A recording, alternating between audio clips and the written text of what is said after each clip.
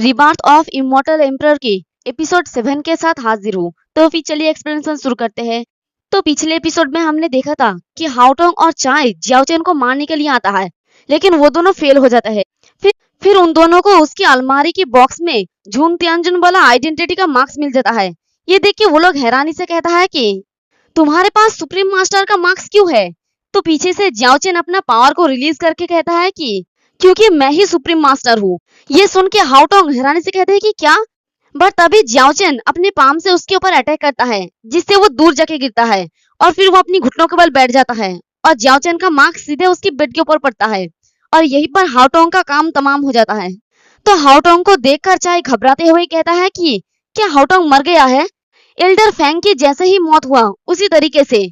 फिर वो अपने घुटनों के बल बैठ के जियाओचेन के सामने झुकते हुए जियाओचेन फिर कहता है कि नहीं जुन तियानजुन, प्लीज मुझे जाने दो, तुम जो भी कहोगे मैं वही करूंगा, मुझे जाने दो, मैं तुमसे भीख मांगता हूँ। तो जियाओचेन कहता है कि इम्पॉसिबल, जो भी मुझे मारना चाहता है उसके लिए सिर्फ एक ही अंत है, वो है मौत। और वो अपने हाथ में पर्पल कलर का फ्लेम एक्टिवेट करता है और इधर चाय के ऊपर जबरदस्त प्रेशर पड़ता है, जिससे उसका मौत वहीं पर हो जाता है। फिर जियाओचेन अपनी पर्पल फ्लेम के साथ उन दोनों की बॉडी के ऊपर ही आग लगा देता है, जिससे उन दोनों का बॉडी ही डिस्ट्रॉय हो जाता है। तो जियाओचेन अपने हाथों में पर्पल फ्लेम को देखकर अपने मन में कहता है कि ये बोन फ्लेम वास्तव में खतरनाक है। इसमें कोई हैरानी नहीं है कि जो लोग इसमें प्रैक्टिस करते हैं वो लोग बुरे रास्ते पर चले गए। ऐसा लगता है कि इस मेथड का यूज तब तक नहीं किया जाना चाहिए जब तक कि इसका बहुत ज्यादा जरूरत ना हो। फिर वो अपने उस मार्क्स को दोबारा बॉक्स पे रख देता है और अपने बेड पे जाके बैठ जाता है और सोचता है कि अब किंग यू मैन का प्रॉब्लम सॉल्व हो गया है। अब अगला कदम है तियानयुन डोमिन का यूनिफिकेशन का वेट करना, यानी एक करने का। और वो अपने बेड पे लेट जाता है।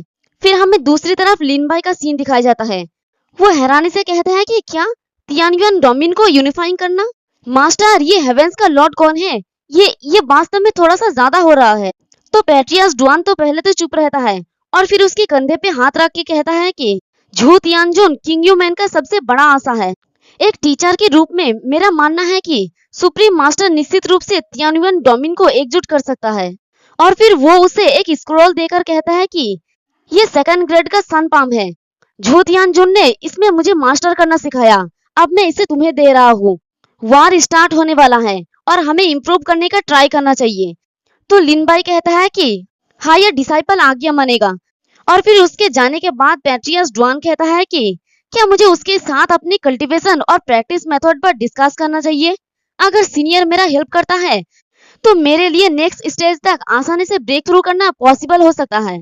तो देखते हैं कि पर्दे के पीछे से एल्डर ताइसंग बाहर निकलता है और कहता है कि मुझे डर है कि ग्रेट सुप्रीम मास्टर की रीइंकार्नेशन से पहले हम उनके लिए तो फ्लोर पर मौजूद चीटी से ज्यादा कुछ भी नहीं है। तो पैट्रियस डुआन उनकी तरफ देख के साइलेंट रह जाता है और फिर अपने चेहरा लटका के कहता है कि मुझे नींद नहीं आ रहा है। फिर हमें जियाओचेन का सीन दिखाया जाता है। वो भी अपने बेड पर लेटा होता है, लेकिन शायद उसे भी नींद नहीं आ रहा होता है। तो वो सोचता है कि तियानयुन डोमिन को यूनिफाइंग करना यानी एक करने के बाद अगला कदम पूरा झेनबू वर्ल्ड है। और फिर वो अपने पास से एक मैप निकालता है और उसे देखकर कहता है कि हालांकि रियल वर्ल्ड बहुत ही एक्सटेंसिव है और अगर मैं अकेला हूँ तो हर चीजों का देखभाल करना बहुत ही मुश्किल है। डुआन सिलियंग ट्रेनिंग के लायक है, लेकिन उसका टैलेंट बहुत ही खराब है। और जियांगमेंग वो तो बहुत ही टैलेंटेड है, लेकिन उसे ऐसे चीजों में प्रैक्टिस करना नहीं देना चाहिए। ऐसा लगता है कि हमें कुछ ऐसे टैलेंट्स को डेवलप करना की जरूरत है जिनका मैं फ्यूचर में यूज कर सकूं। और फिर सुबह हो जाता है। फिर हमें एक जंगल का सीन दिखाया जाता है। वहां पर एक उल्फ मारा पड़ा होता है और उसके पास एक लड़का होता है। तो वो लड़का उस उल्फ की कोर को निकालते हुए कहता है कि मदर, मैंने स्ट्रॉन्ग उल्फ्स को मार डाला है, आप अपने बीमारी से बच जाओगे, मैं आपको जरूर ही ठीक कर दूंगा। तब मैं किंग यू मैन में ज्वाइन हो जाऊंगा और वास्तव में स्ट्रॉन्ग बन जाऊंगा।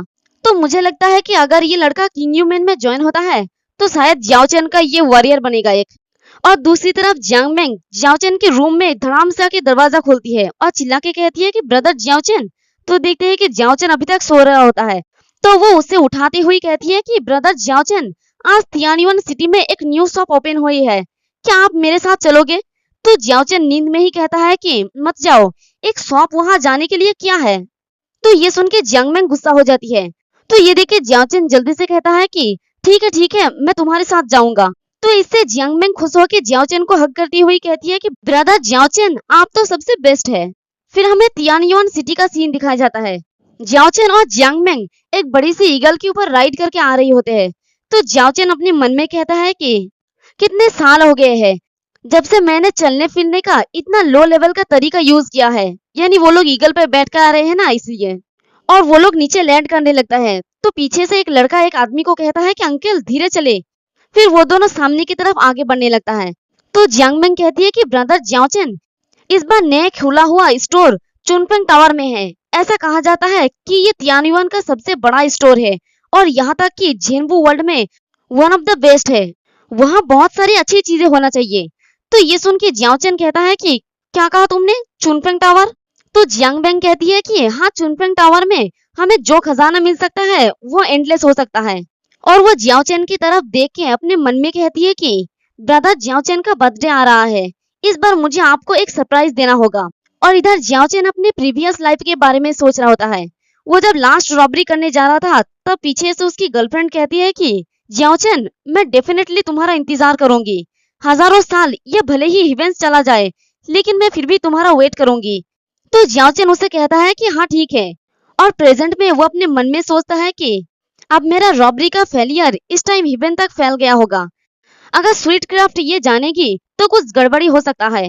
अफसोस, मुझे आशा है कि वो इतनी इमोशनल नहीं होगी। ये स्वीट क्राफ्ट शायद उसकी प्रीवियस गर्लफ्रेंड के नाम होगी। फिर वो कहता है कि सेल्फ कल्टीवेशन सुप्रीम है, मुझे इस तरह से खातिरदारी करते हुए कितना टाइम हो गया है। तभी जियांग मेंग सामने की तरफ दिखा के कहती है कि ब्रदर जियाओ चेन, सामने चुनफेंग टावर। तो जियाओ चेन भी सामने की तरफ देख के कहता है कि ऑल राइट। और फिर वो लोग भी चुनफेंग टावर के अंदर चला जाता है। तो वहां पर काफी भीड़ लगा होता है। तो वहां पर गार्ड वीआईपी लोगों को कहता है कि सर प्लीज इस तरफ आइए। तो उन भीड़ों में हमारा जियाओ चेन और जियांग मेंग भी होती है। तो जियांग मेंग कहती है कि ब्रदर जियाओ चेन, एक नजर डाले, ये सब लोग चुनफेंग टावर के वीआईपीस है। सिर्फ वही आज चुनफेंग टावर की टॉप ऑक्शन में भाग लेने के लायक है। ऑर्डिनरी गेस्ट तो इसके लायक भी नहीं है। तो ये सुन के जियाओ चेन कहता है कि इसका लायक नहीं है। तो जियांग मेंग कहते हैं कि करेक्ट, भले ही हम किंग यू मैन के डिसाइपल हो, इनविटेशन के बिना ये पॉसिबल नहीं है जब तक कि मास्टर ना आए।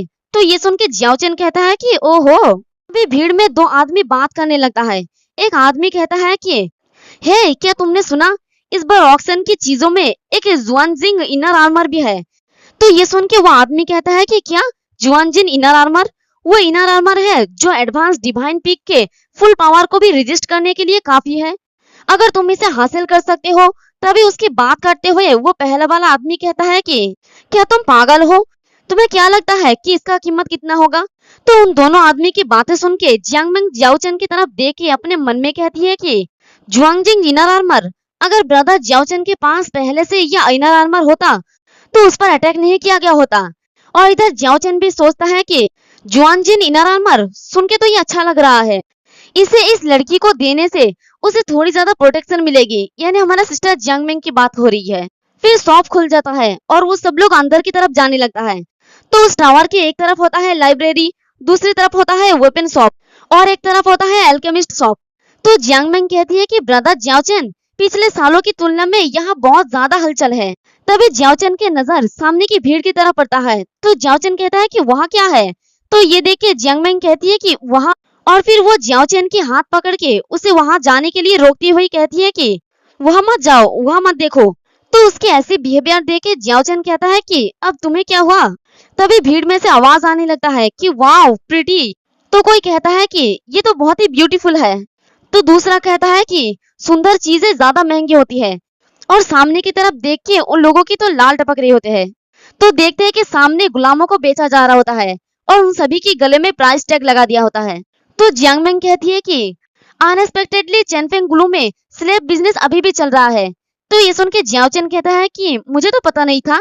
तो जियांग मेंग कहती है कि हालांकि वो सभी गरीब लोग हैं, ये एक ऐसा दुनिया है जहाँ स्ट्रॉन्ग ही सरवाइव कर सकता है और कमजोर को गुलाम बना लिया जाता है। तभी जियाओ चेन के नजर सामने की एक स्लेव के ऊपर पड़ता है।